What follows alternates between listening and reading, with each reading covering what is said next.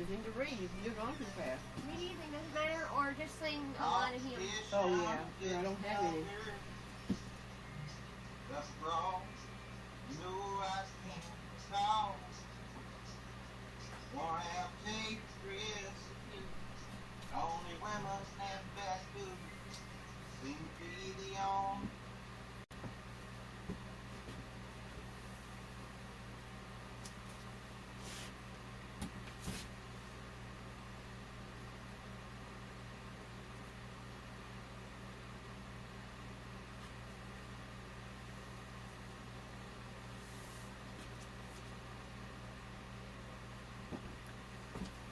I'll be on in just a minute.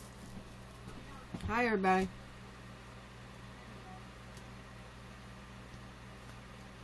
I didn't have anything ready yet.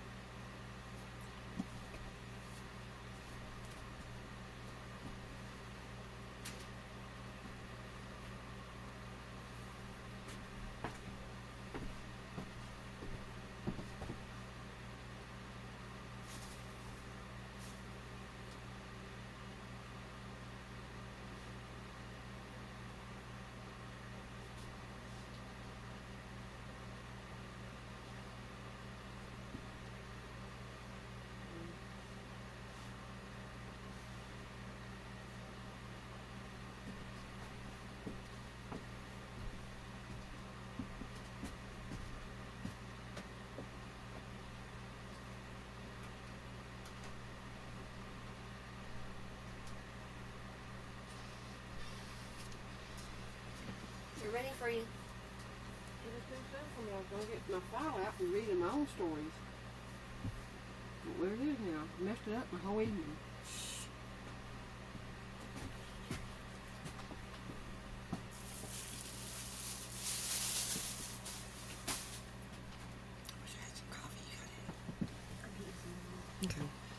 Okay, here's Granny Sharp.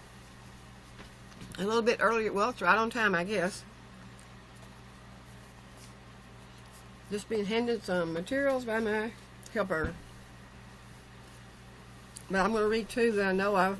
I didn't have time to look for my hymn book, a different one. I just heard a guy in the military singing on another site. Well, he's good.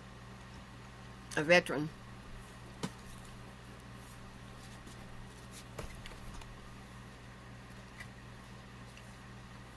Let's start out tonight with a little chicken soup.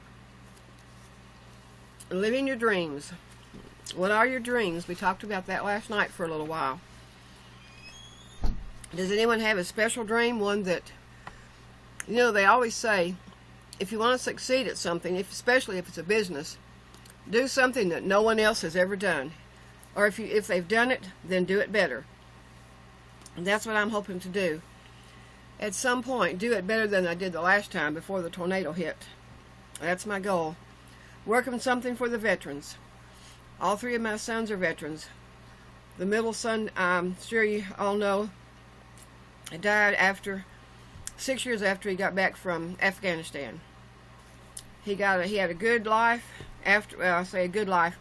He had a hard life growing up after he was 4, and I married a person I shouldn't have married. But he was always a strong little boy. I mean, from the time he was 2 or 3 years old, he knew what he wanted to do, and he was a very pleasant child to be around. My mother and dad loved him dearly. They said that he was pretty much their favorite because he always was a jump ahead of them. He knew what they needed, and he got busy doing it. And that's what most of us should be doing. That's what you learn in the military. Do it and get it done. And do it well if you know how if you're interested in doing it. Tonight I'm going to start out with an inspirational story or some more talking about creating your big dream. Now, how many of you remember that get your dream in mind is the first thing? Keep your dream out in the foremost of anything that you think about or do. If you know something that your dream involves, then aim for the dream by plastering it, if necessary, on your refrigerator. Now, behind me is a bunch of stuff that's not my dreams put back there. It's my grandchildren's pictures, my grandchildren's art, and a few reminders of things that I need to be doing. At some point, I'm taking all that down, probably putting up a bulletin board, and starting putting my dream where I can see it. If you have a dream to learn to ride a bicycle, put a bicycle up on the refrigerator. Remind you that you're going to learn to ride it. If you have a dream to take care of elderly people, then as you're applying for the job, remind yourself on the refrigerator. Put pictures of people you know, maybe even that are elderly. When I first came back here in '96, I had a 15-year-old daughter and a 17-year-old son come out of a bad situation. She came out first with me. He came out 4 months later. His brother in the Navy always promised his best friend, whoever got married first, the other one would be the best man. Well, it just so happened, when my son wasn't allowed to come out of the situation with my daughter and me, my Navy son decided he would go and get him. So 4 months later, at the time that he was supposed to go overseas and be the best man to his best friend's wedding, because he got married first, he wasn't able to go. He said, I will not give up going to get my brother out, even though I'd love to be in the wedding, as we promised. That's true military. That's true brotherly love first. What is the thing that Boys Town's motto? He ain't heavy, he's my brother. And it was really an interesting thing getting out. I don't know. I'll give a little detail of it. I don't know how many of you have ever needed to get out of a situation that should have been a happy home, but not all of them are, unfortunately. But if you're a Christian, the Lord will stick with you and stay with you and bring you through it. And it's a lot of things you sometimes have to get over. And sometimes they're harder than having. You can have PTSD from circumstances of being raised in a bad home. And it's a strange thing to say, but my son that died after 6 years after he was injured in Afghanistan, he said that he told me once, he said, Mom, I could not have gotten through the Marines if it hadn't been that I was abused in childhood. And that's a sad way to look at something like that, but that's what he said. And then his younger brother, my daughter's full brother, he said he couldn't have gotten through basic training if he had been screamed at all the time. He called me one time and going into basic training after finishing college, and he said, Mom, will you have to pray for me? And I said, why? What do you need? He said, the sergeant screams at me so badly it reminds me of my dad, and I don't know if I'll make it through basic training. So we prayed, and he made it through. He not only made it through, he became a captain in the Army before he got out. So you go through a lot of things that you think you can't go through. And unfortunately, some of your circumstances aren't made by you. They're made by situations beyond you that happened before, like in a marriage situation, a bad home and everything. So I'm just saying that quickly because that is one of my interests. It was one of my interests when I came back to my home county. I bought a house with 6 bedrooms and 2 baths, intending to put abused women and children in it. And it ended up that it didn't happen. I put 9 people in it who are homeless, so to speak, for a while. So I set the limit 3 months at a time so people wouldn't come in and think they could just sit down and not make any attempt to find their own place. It worked out pretty well, and then 2 or 3 were bad situations. But you know what? It's really interesting. I worked in the kitchen of a prison when I started this place for homeless people in my home county. And the first one was a young girl, 19, with her little boy on weekends. She was divorcing her husband, and she ended up stealing some knives off of me, that were my dad's antique knives when he died, and I was mailing them to my younger son. But I didn't check the box before I closed it. And after I closed it, 6 months later, I asked him if he got the knives, and he looked in the box and there wasn't a single knife there. It had gotten stolen before it got out to the mailbox while I was at work one day. So I'm just giving you an idea of how people have been through things similar and then they've been through things that are similar and yet worse, or similar but not as bad. I hope that most of you can say it wasn't as bad. I don't know if you've experienced this. Maybe it'll help you if you don't understand some things. I don't go to counseling. My counselor is the Lord, and He always has been.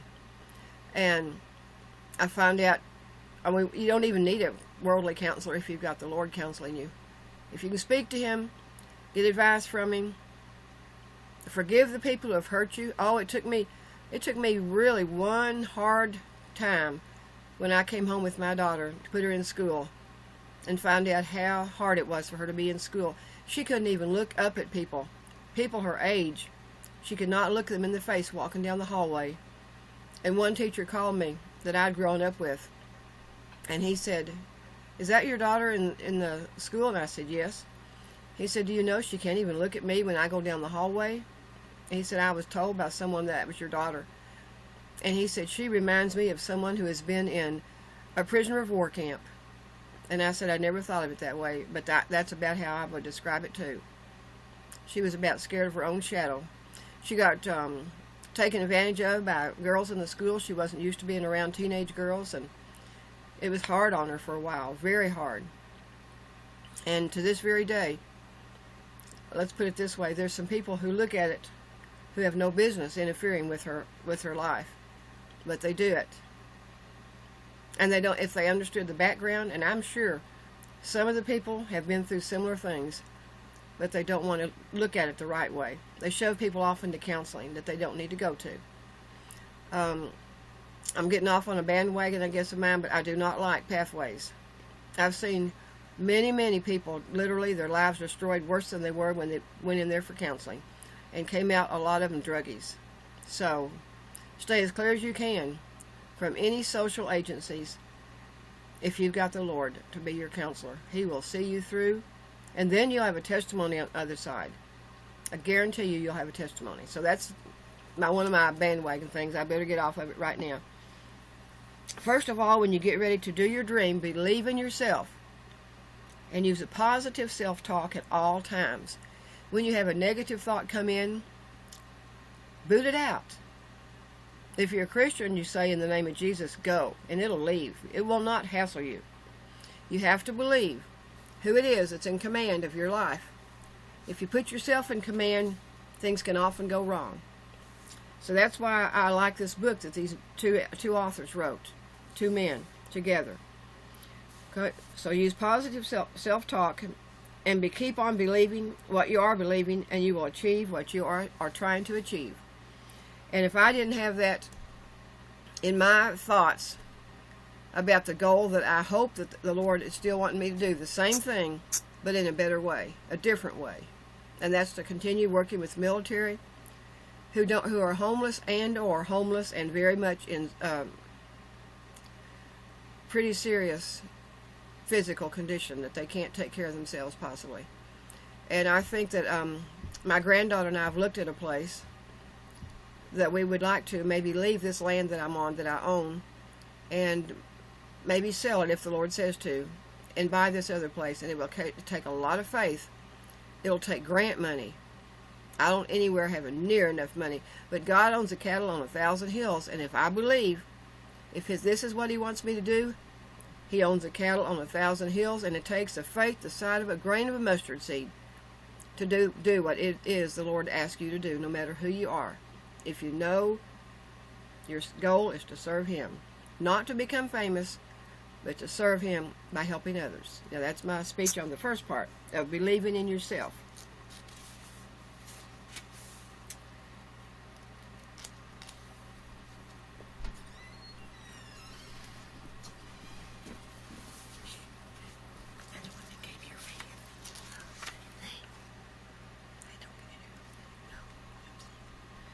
Okay, no matter what you say or do, you are still a worthwhile person. And keep that in mind. You've got to keep in mind that you want to find people who will come on board with you if your dream is something that you don't have much knowledge of. Like I got 3 military sons, but I don't have that much knowledge of the military ways and how they do things. But you know what? I've been blessed. I'm I've met up with a number of people that are my age who are Vietnam veterans. There aren't that many left around here, but there are a number of them yet. I've come in contact with a guy in Ohio with the Veterans Outreach.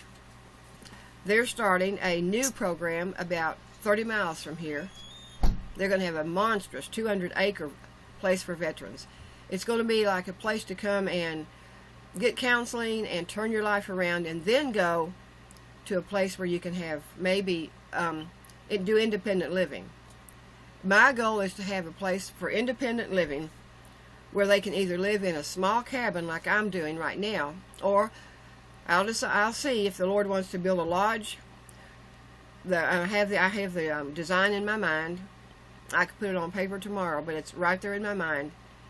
And I would like all the bedrooms, if I do a lodge type setting, all the bedrooms to face toward the center of the kitchen and the recreation area. And I would like to have a little chapel inside where everybody who couldn't get out of bed and attend a home Bible study at all, they could lie in their bed and listen to the chapel service. I would have different ministers come in at different times. They wouldn't always be the same one. But that's my goal. Do something that will benefit people who cannot be on their own and help themselves. And that would mean there would have to be people hired to do it. And I've already got people who are assigned if they want to, if that comes to that. They will be on the job and be there. They've already had that kind of experience like I've had. Even my daughter has had experience in taking care of elderly women when she was 15, 16, 17 years old. My son, he was 17 when he finally came home to his grandparents, and that was a blessing. I prayed for 2 years to get back to my home county and my mother and dad to live, to be alive, to see their younger grandchildren, and that happened. And that was a matter of just putting it in the Lord's hands. If I looked at the situation daily, I would have said, no way. But with God, all things are possible. All things. Never forget that. You must tell yourself you're worthy of love, joy, and success. You must believe you're smart enough to get anything that you want. You must believe that you're able to solve any problem that comes your way. You must create joy wherever you go. Recently, I was in a situation, and I came up against well, not against exactly. I was questioned, let's put it by some officials. And they asked me a question about something in my family life. It didn't relate to me. Well, in some way you could say it does. But I had taken a stand with one of my grandchildren. And they didn't have any right to say anything to me, ask me anything. They were not over me at all.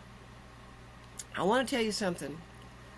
Women, if there's any women out there who have ever faced dealing with social workers, be aware of one thing. If you don't learn it quickly, you could get yourself in a serious situation, and that is, unless you've really done something wrong to hurt somebody or hurt your children or anything, don't sign any papers without a lawyer, or if you know very well they don't need to be signed, don't sign them. You can put your name down one time and put yourself in a situation that you had no business and no legal rights to be put in. I stood up to a social worker recently, and I also a state trooper got called in. Ended up, God knows what he's doing. He brought the Lord sent a state trooper who was young, only 28, looked like he was 18, born again Christian, and he was right there to stand behind me, and there was nothing they could say. So be aware. Don't let yourself be intimidated. If you know you're in the right, God is on your side.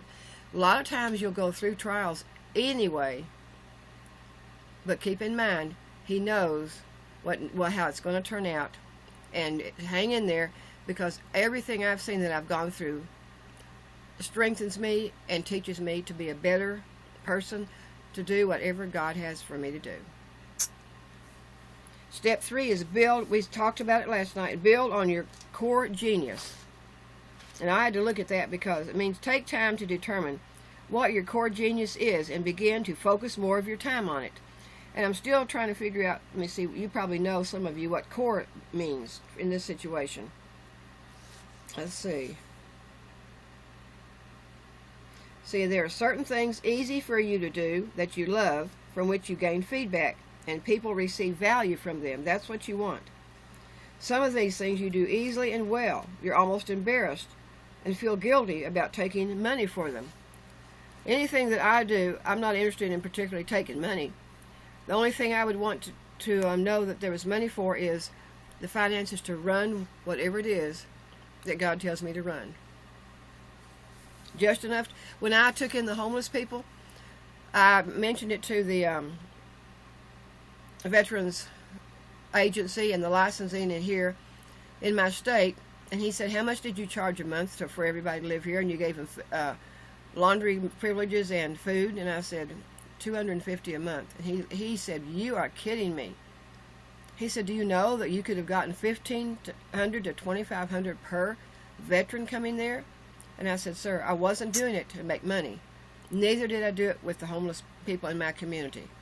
I just wanted to make ends meet so I could pay my bills and take care of them while they were here.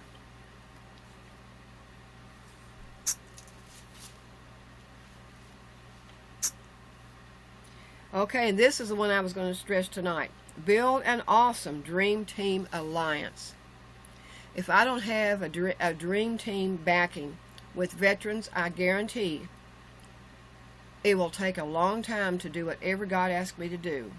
He is the captain of the ship, but he also knows that I need help. When you get on a ship in the Navy, the captain doesn't run the entire ship, but he has to have a bunch of men to help him do all the duties that there are. I had the privilege of riding a Navy ship when my daughter was, I believe she was 17. That was such a blessing. We got to sleep in the bunks. We got to sleep in the bunk part of the ship with the women. We got to eat all the meals with the Navy people. We got to eat the meals with my Navy son, the one that got his younger brother out of his bad situation in the family.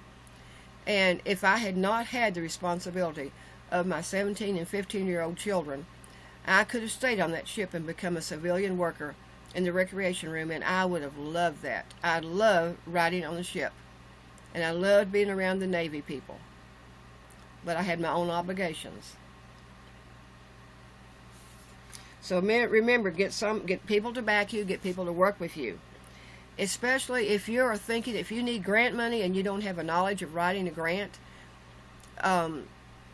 there's always grant writers out there. Some of them may be your own friends. Like I have a lady now that when I need to write a grant, she's told me back when I was in, 2007, when I was working in the prison, she said, when you get ready and you need a grant written, she said, I will write it for you, and all I'm going to charge you is a fee for writing the grant and nothing else. And she said, and that will not be until after you get your grant, and the money will come out of the grant money, so it won't be anything out of your pocket.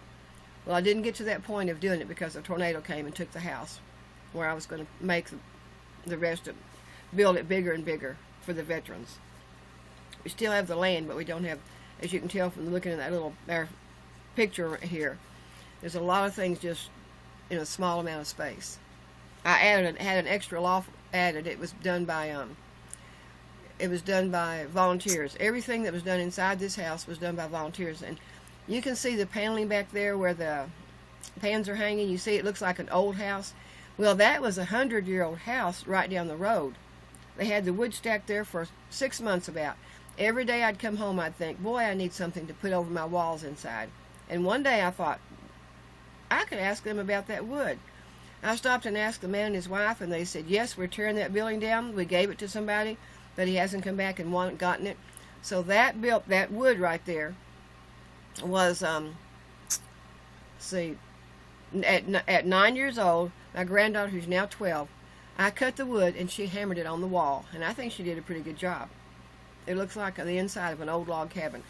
Now, as you can see, the roof of the ceiling above, that was a volunteer's preacher and his crew of carpenters, and They did it for nothing. They came in here and put the loft up there so my grandchildren would have a place to play. But we still need to have a lot of work to do to complete it up.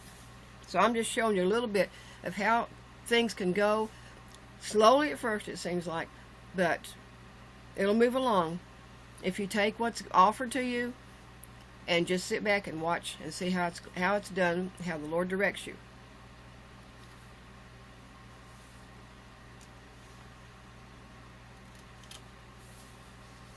Okay, there's something in here called the Dream Team Training and Coaching Programs that will help your success go a little faster. There's a program called Income Builders. Let me get this right. Income Builders Builders International. They offer a 7-day business course, training, and follow up with support to help you define and manifest your dream in the business that you choose. I'm going to give a number out loud. 256-774-5444, or visit the website at www.iBiglobal.org, and that's to get some information on getting someone to help you start working on your business. There are other programs I know you can go into on the internet all by yourself. I'm not that familiar with the internet like I used to be. In fact, I have some help in my family just working all the time to show me how to do it. My granddaughter at 12 can do better than I can do on the internet, but she can't type. Everything's like hunt and peck, and I'm going to have to start teaching her how to type. Number 5, visualize and affirm your desired outcome. Like I said, when you put something on the refrigerator to remind you this is my goal, and start visualizing. What is your outcome going to be? I know I think of this place that my granddaughter and I have looked at. We haven't seen inside yet. It's a monstrous dream. $277,000 for I think it's 4 bedrooms upstairs and 2 baths and 2 bedrooms downstairs, but a den could also be a 3rd bedroom on the ground floor level for veterans to live in who cannot climb stairs. It would be an ideal setting. It has a 4-stall horse barn for my granddaughter who is dreaming of a horse of her own.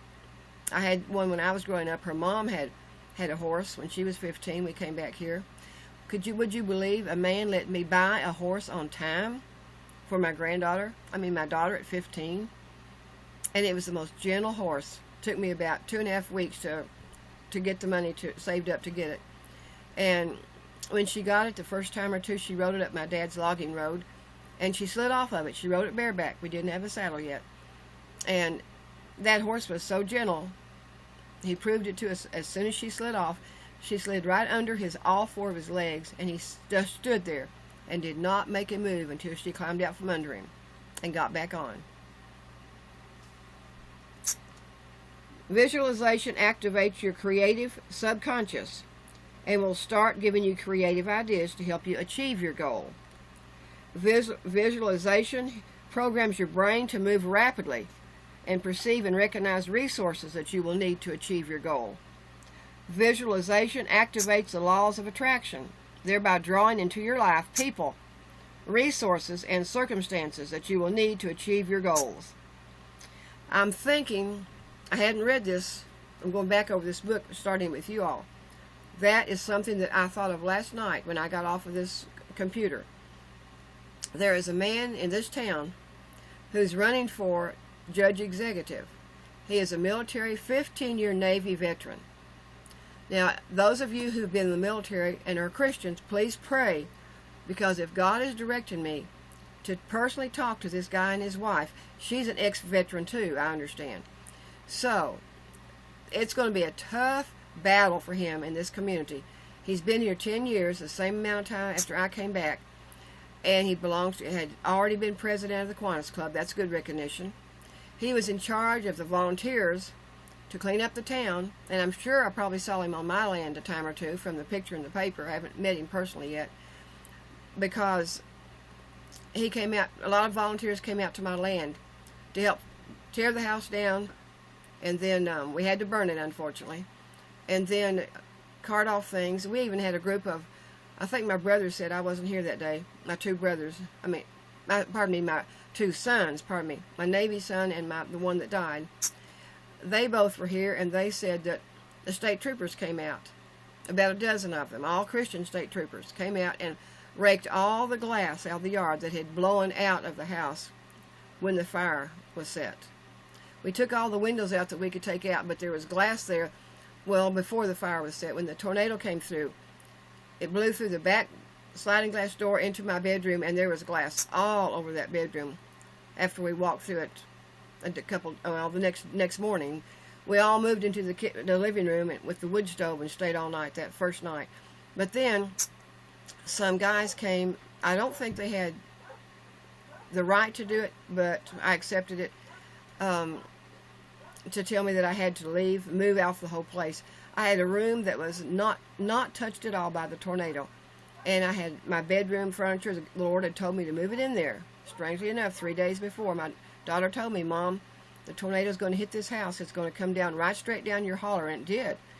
And the Lord told me 2 days before, move that furniture into my vacant room, and that's the furniture, 2 pieces I've got in this little cabin right now that got saved.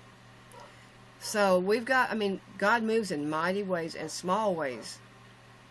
And I even felt guilty when I thought one time, what if something happened? Because we'd already had 2 tornadoes hit our county 2 days before it hit our holler. And I thought, Lord, if I was wanting something saved, what would I want saved? And I thought, I would like my furniture I had since I was 10 years old.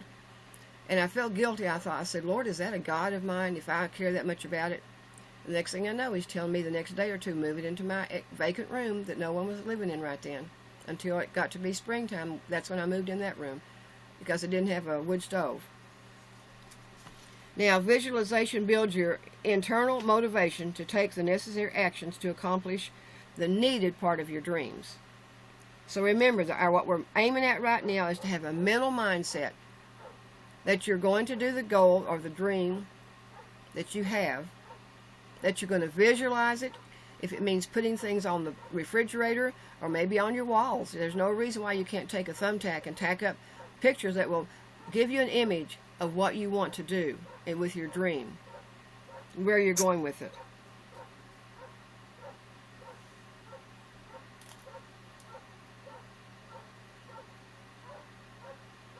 Here's 2 people who said something about visualization.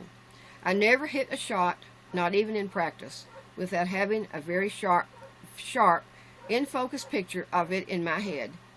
And that was Jack Nicklaus, the professional golfer. I visualized every step of the 400-meter race until I saw every stride I would take, and that was Lee Evans, the Olympic gold medalist. And you know what? Those of you who've played basketball, I wouldn't doubt that you haven't done this. I've heard that you could stand in front of a basketball goal without a basketball or anything and just continually make hoop shots. And eventually you would become able to make those shots just because you visualized it first. Now, I was a tomboy and I played basketball and baseball, and I was real good at it, but we couldn't play on a team then. Girls weren't allowed to. So I helped the Little League teams practice. And believe it or not, I could outthrow every pitcher on the Little League team as I was growing up. Until we moved out in the country at 10, I couldn't practice with them anymore because we lived right across from the ballpark. But it does work, without a doubt. You can visualize what you want to do.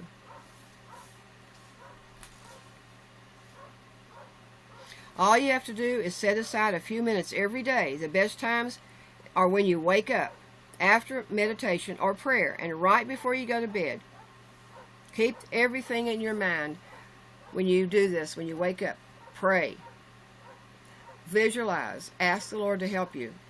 Put in your mind clearly what your goal is that you're setting out to do.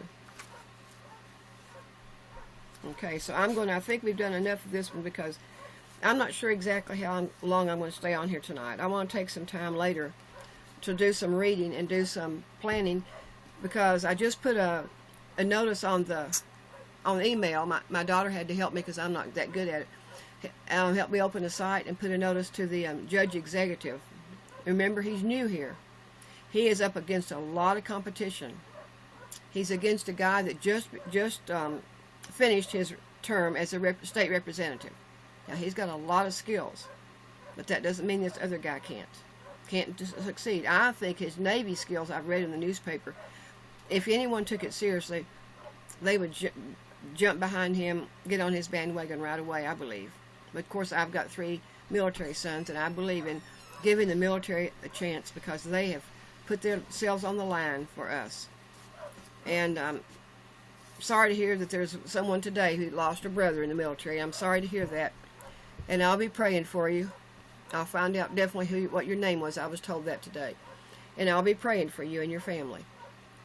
Now I'm going to read a little bit after I read this short chapter, out of Joshua. Remember, we're reading a book called Joshua. We're on chapter 2. Our dogs must be barking at some rabbits or something. Well, they don't have any rabbits anymore. We have a coonhound, and unfortunately he's been here about 4 to 6 months, and he's chased all of our rabbits and squirrels off. And I sure miss the beauty of those animals running around our land.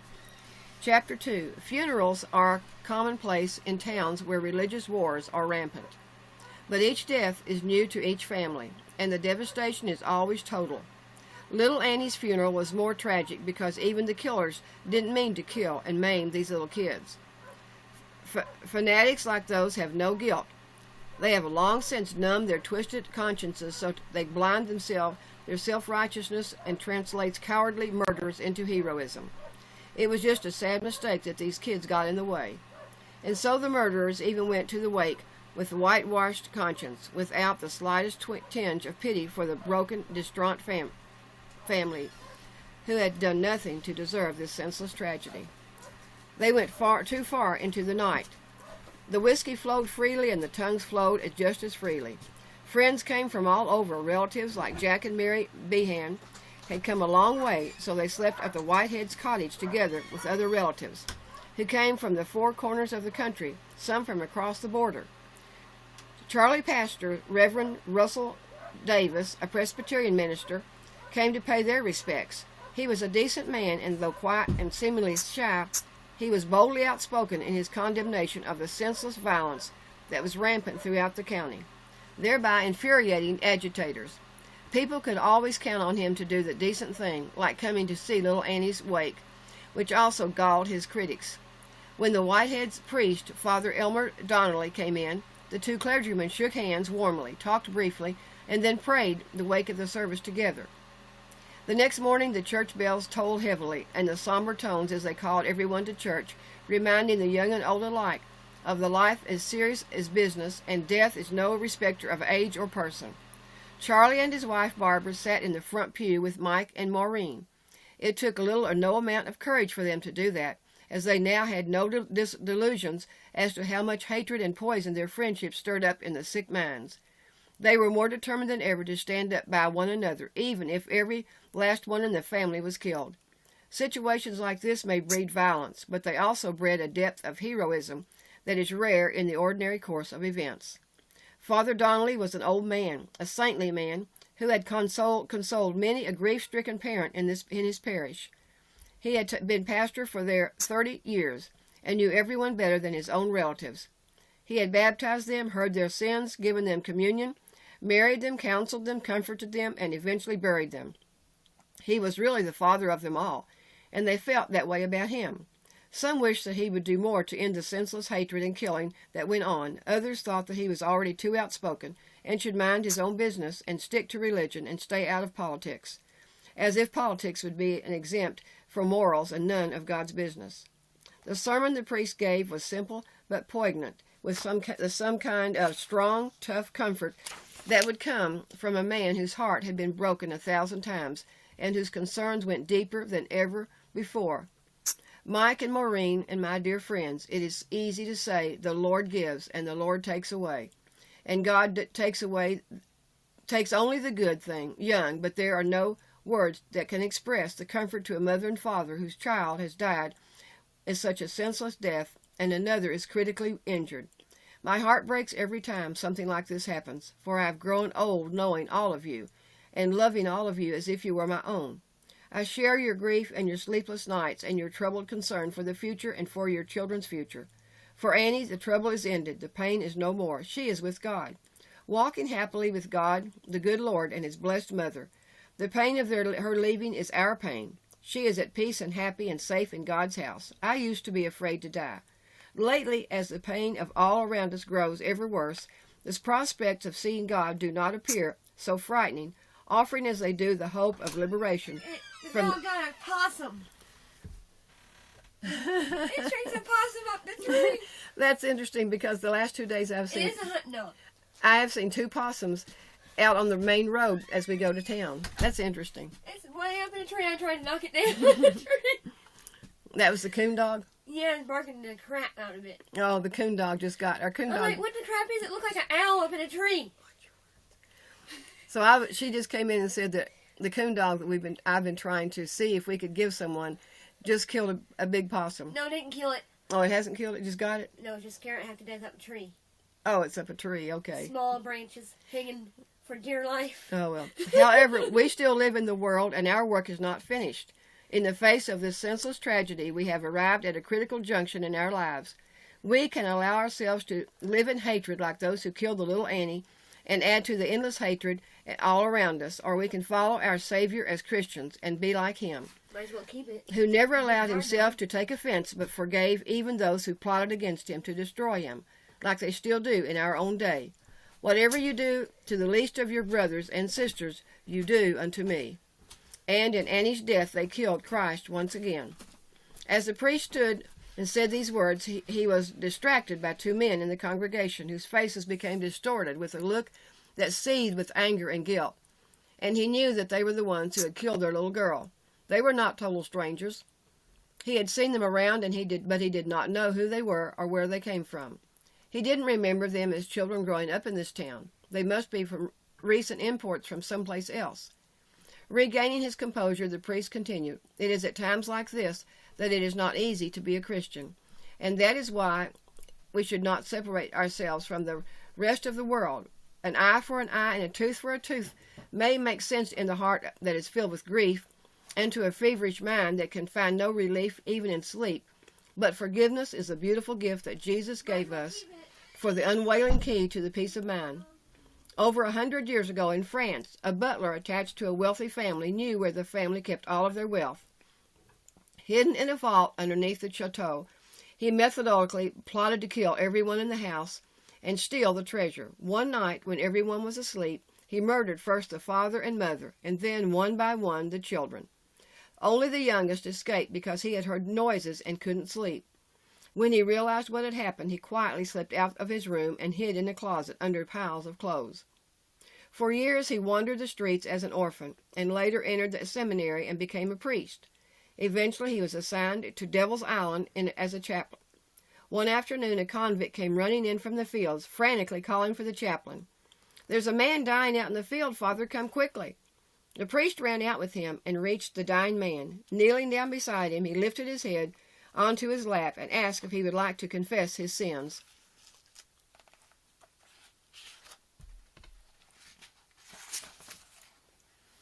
The dying man refused. "Why, my son?" the priest asked. "Because God will never forgive me for what I have done." "But what have you done that is so bad?" the priest continued, and the man went on to tell the story of how he had killed this whole family so that he would have their money, and only the little boy had escaped, and he couldn't find him after that.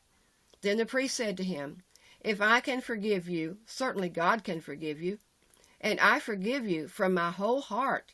It was my family that you killed, and I am the little boy." The convict cried and told the priest how he had been haunted all of his life over what he had done, though no one ever knew it. Even the authorities never found out. The 2 men cried together, and as the priest was giving the dying man absolution, the man died with his head resting on the priest's lap. "My children," Father Donnelly continued, "that story is true, and has been the inspiration of my life whenever people have hurt me.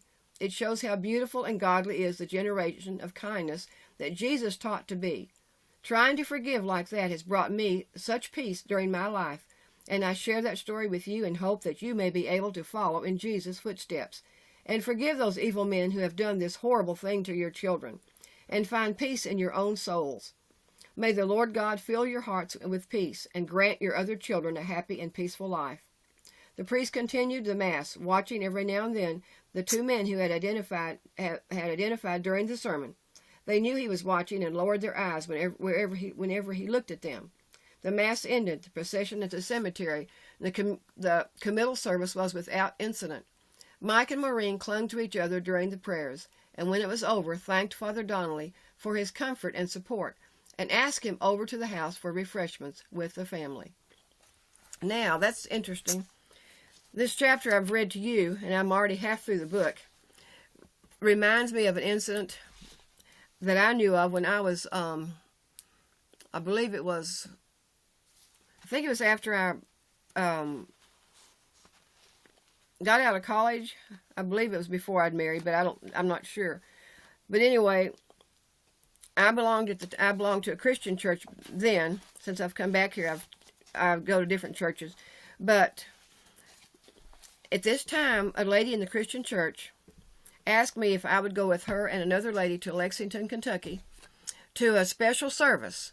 And it was Pentecostal, and I'd never been to a Pentecostal church, so I was eager to go. It was interesting. The preacher from that church, that special revival.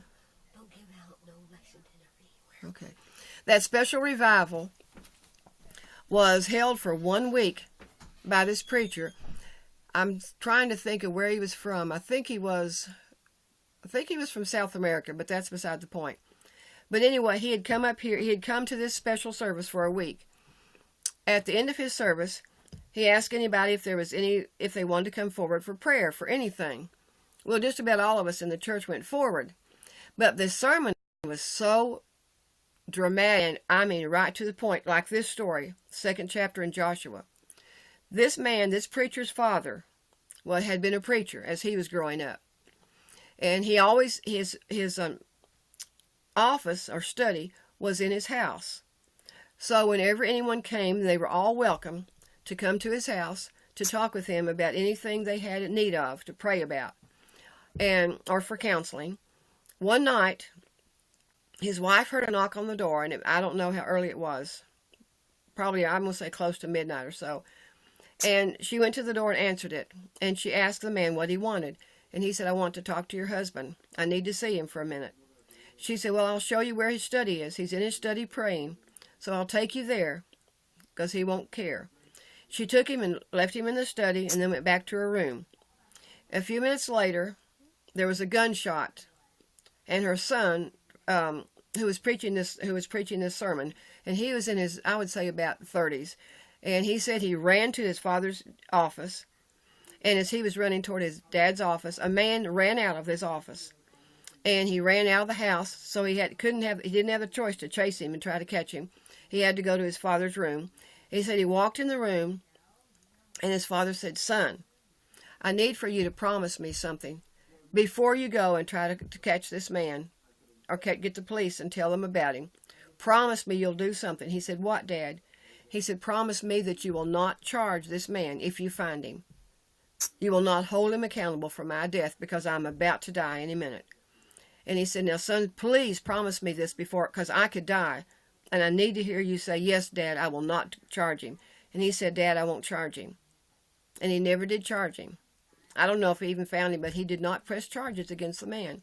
He said his father taught him that forgiveness is what the man needed, and that God would take care of it. He taught him that kind of thing all of his life, if anything went wrong, seriously wrong. But that was the whole, I guess you could say, sermon that for the next 4 nights or so was revolved around forgiveness and trusting God to take care of what goes wrong so many times, especially if it involves hatred and holding grudges against people. Do you know that if you don't forgive someone, that you can be held, you will not have your prayers answered? It's very serious. And I know when I first got out of that situation with my children, my first one, before her brother came home 4 days later, when I first took her and enrolled her in school, there was I came down the hill from the school, and there was a stoplight there, and I remember I screamed all the way down that hill out loud, "I hate you, so-and-so. I hate you for what you've done to our daughter." And I tell you, it got it out of my system, but then I realized I had to forgive. And that is tough Don't talk about to it. go It's through. on there. To go through a lot of years of something that really has been troublesome to your family. So if there's anyone on here tonight that has been through anything heartbreaking like that, or if you've ever had to go through a situation where someone, like in the story of Joshua, has a family, went through murder of a child, or your own situation in a time like that, I hope that the Lord has already taken you through your heartache and given you peace through forgiveness. And that's my own personal little sermon for tonight. You'll hear me do those every now and then.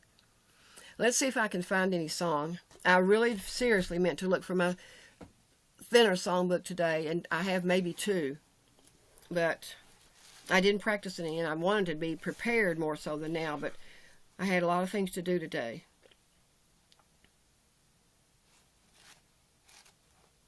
I may sing the same thing to you 2 nights in a row. I don't know. Like I said, there aren't a lot of songs I know in here. The titles are similar, familiar, but that doesn't mean that I know the tunes after all these years.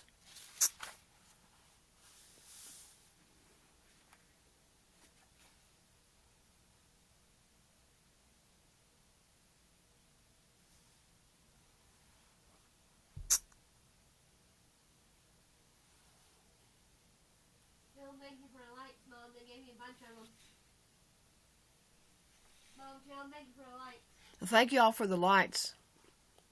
It's I need to get new glasses because my bifocals, I almost have to raise them up to see the names. I'll have to do so if I'm doing this, it means that I can read. I can't read unless I do.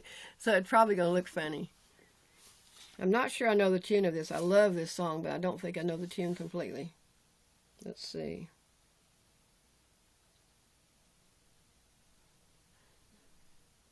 No, I don't know the last 2 sentences, the tune of them.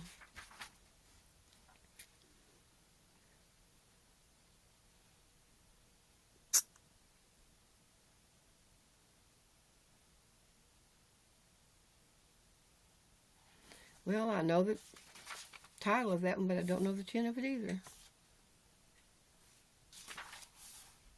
Just be patient. Let's see. Welcome, all of you. Welcome, I think 64 Osteopanda, I don't remember seeing last night.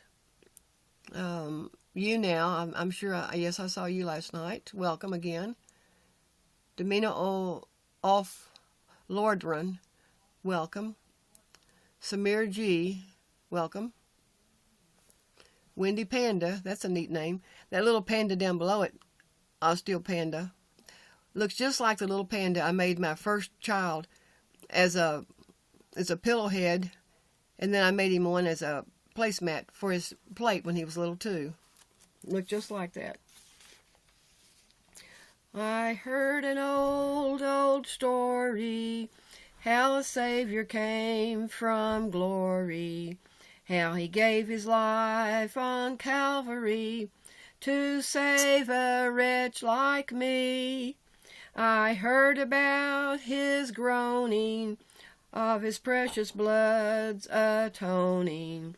Then I repented of my sins and won the victory. Oh, victory in Jesus, my Savior forever. He sought me and bought me with his redeeming blood. He loved me ere I knew him, and all my love is due him. He plunged me to victory beneath the cleansing flood. I heard about his healing, of his cleansing power revealing, how he made the lame to walk again, and caused the blind to see. And then I cried, dear Jesus, come and heal my broken spirit. And somehow Jesus came and brought to me the victory. Oh, victory in Jesus, my Savior forever. He sought me and bought me with his redeeming blood. He loved me ere I knew him, and all my love is due him. He plunged me to victory beneath the cleansing flood. I heard about a mansion he has built for me in glory, and I heard about the streets of gold beyond the crystal sea, about the angels singing and the old redemption story. And some sweet day I'll sing up there the song of victory. Oh, victory in Jesus, the Savior forever. He sought me and brought me with his redeeming blood. He loved me ere I knew him, and all my love is due him. He plunged me to victory beneath the cleansing flood. Now, can y'all see the resemblance without my even knowing what I was going to read tonight or anything starting out? Can you see the resemblance of all that I've talked to you about and read to you about being in this song? This song was like an ending or a bringing together of what I read the stories about to you all tonight and talked to you about different things. That is how I see the Lord doing things in my life so many times. See if I can find one more.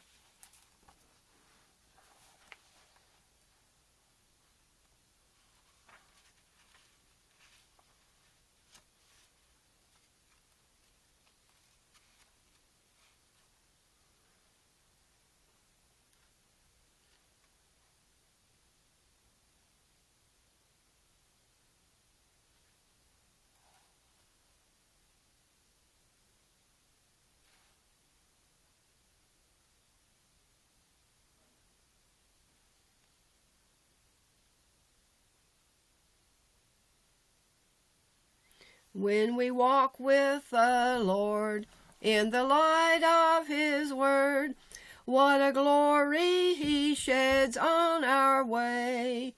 Let us do his good will. He abides with us still, and with all who will trust and obey. Trust and obey, for there's no other way to be happy in Jesus, but to trust and obey. Not a burden we bear, not a sorrow we share, but our toil he doth richly repay. Not a grief or a loss, not a frown or a cross, but is blessed if we trust and obey. Trust and obey, for there's no other way to be happy in Jesus, but to trust and obey. Then in fellowship sweet, we will sit at his feet, or we'll walk by his side in the way. What he says we will do, where he sends we will go. Never fear, only trust and obey. Trust and obey, for there's no other way to be happy in Jesus, but to trust and obey. Do y'all find sometimes that obeying is one of the hardest things? If we just stop and say, hey, what does the Lord want me to do? What does he want me to do? Not what do I want to do? If I were to look, to be honest with you, I get tempted sometimes. I've been back here now 3 years since my son died. I stayed with his brother 5.5 months to get him through his situation. And then I came back here, and my daughter had already come back and found us a place to live. And then we decided to move from a year later back to this land. I already owned this land. I left, like I've said that I'm teaching you, hopefully in these books. Unless God tells you to do something, don't do it. If he tells you to stay, stay. I was, this is a really serious thing I'm going to tell you. I've been a widow 3 times. My husband, the last husband, died in June 2016. He was a wonderful man. He was a Christian. He preached. We had so many things that we could have done together. When I got ready to marry him, he asked me 3 times. I'd come to this land first, found the place, and intended to have a place for women and children in abuse. The judge executive of this community told me we did not need a place for women and children in abuse. And silly me, that's as mildly as I'll say it, I did not say, Lord, is this true? What should I do? I realized later I should have ignored it and gone on. I found out from a number of people, and I got a call, in fact, the first summer that the husband that died in 2016, the first summer he asked me to marry him after I moved here. I said, no, I can't go because I got a phone call just yesterday. There's a lady that has 5 children and she's in serious abuse and she needs a place to live. And she heard about me somehow and I cannot go. Well, my son had been living with him, the one that was became a captain in the military. And he said he loved working with cars, doing body work and going to car shows. And he started going to car shows and setting up car shows. Well, he was going to a car show in North Carolina. And my fiance, he said, why don't we go to his car show and then get married and have our honeymoon there? Then I got the call, and I couldn't go. It was the 3rd summer that I agreed to marry him. Now, this is a serious thing I'm going to tell you, men or women. If you're a Christian and you are unequally yoked, don't stay in that situation any longer. If you know that you are not, the partner is not a Christian, your marriage will not be what you want it to be just because you care about each other. There's more to a marriage than that. I had a mother and dad that were a prime example of a perfectly good, happy marriage.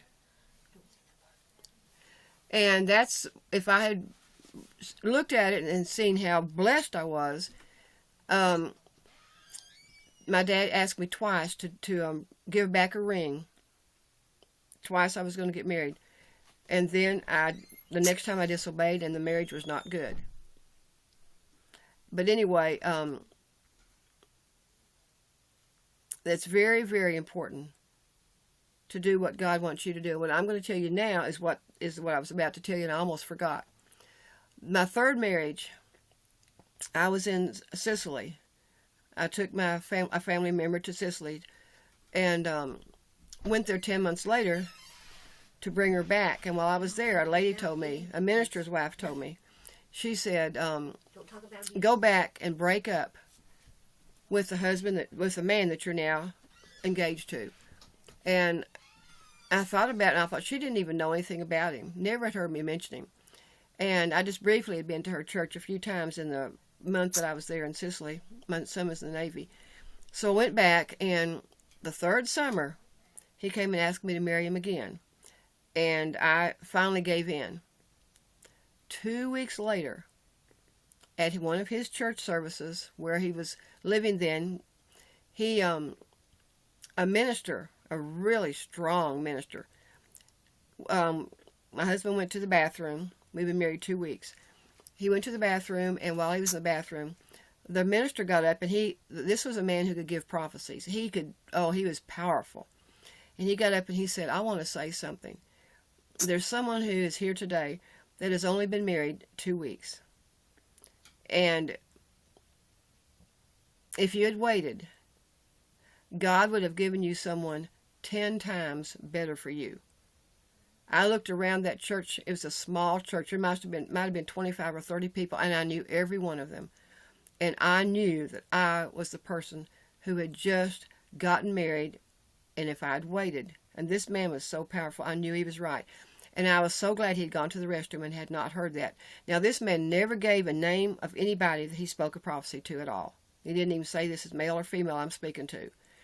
But as much as I love that man, and I've got his picture hanging on in front of me in the wall, 2 of them, I can't go back and make changes. When God speaks to you, it can be through another person. It can be through a couple of people. Or it can be just through your own prayer time. You hear what he says. Listen to him. You only live one life. And once you make a situation in your life, you can't go back and change it. There's no way, and everybody knows that. So if God's on your side and he's trying to direct you in the right way, it's very, very important to listen to what he says. And there were 2 people who told me that this is not the man for you. So the second one was when I went into the prison to work one day, and a lady was sitting there waiting to go in with the crowd because of one of the a man that had been a boarder at my house and his wife. He was a minister. He was a handicapped minister in a wheelchair, powerful man. And while we were waiting outside to go into the prison, or waiting in the waiting room to go on down into the prison, a lady came up I'd never seen before, and I said, I have a question to ask you. I felt very strongly this was someone I should ask. I said, I'm getting ready to get married, and I'm not sure it's the man that God wants me to marry. And she looked at me, and she didn't know I'd been told this in Sicily, the same, told don't marry the guy, and by a minister's wife there in the Navy. She looked at me and she said, ma'am, she said, I see a red flag. And I still gave in. So it's very important. God sent 2 people right in my path to tell me no. And then afterwards, how would you feel if you made a mistake like that, and then after you'd made the choice that God said not to make, you were told by a powerful preacher that you'd made a wrong mistake? All I could do was say, Lord, forgive me. Because I would not get divorced. I've been divorced twice, and I would never do that.